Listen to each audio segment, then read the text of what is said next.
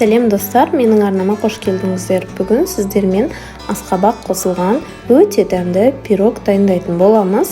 Видеоның соңына дейін қарап, менің арнама тіркеліп, лайк басып, қоңырауша белгісін басып кетуді ұмытпаңыздар. Менің арнамда өте қызықты рецепттер бар.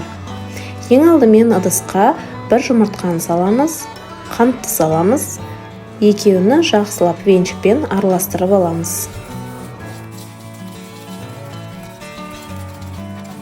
Үстіне бөлме температурасында жұмсап тұрған сармайды қосамыз, тағы да венчикпен жақсылап араластырып аламыз.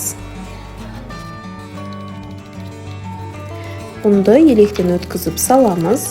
Оның үстіне бір шай қасығында тола қопсықыш қосамыз. Барлығын жақсылап әуелі лопаткамен араластырып аламыз. Сосын қолымызбен араластырып, жұмсақ қамыр илеп аламыз.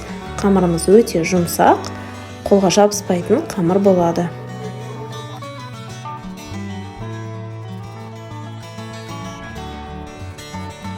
Дәл осындай көріністе жұмсақ қамыр дайын болды. Тындыруға 10-15 минутқа қоямыз, сосын формаға тегістеп жайып шығамыз. Форма менде 26 диаметрлі форма.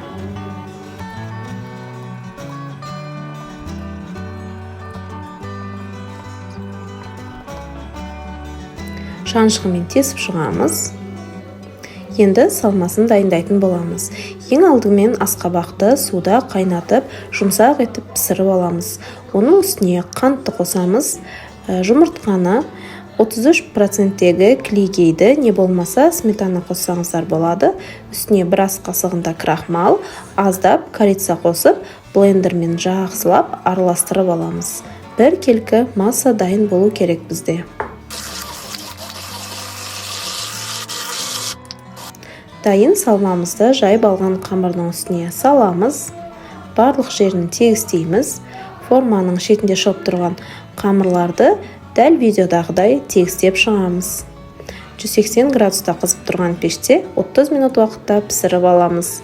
Пирогымыз дайын, толықтай суытып аламыз, сосын формасынан шешетін боламыз. Суығаннан кейін тоңазытқышқа 2-3 сағатқа салып аламыз. Сол кезде салмасы қатып, өте әдемі болып кесілетін болады. Пирогымыз дайын, кесіп ішіні көрсетемін, өте әдемі, дәмді пирог болып шығады. Жасап көріңіздер. Видео ұнаса лайк басып, менің арнама тіркеліп, қоңырауша белгісін басып кетуді ұмытпаңыздар. Алда сіздермен қызықты рецептермен бөлісіп отыратын боламын.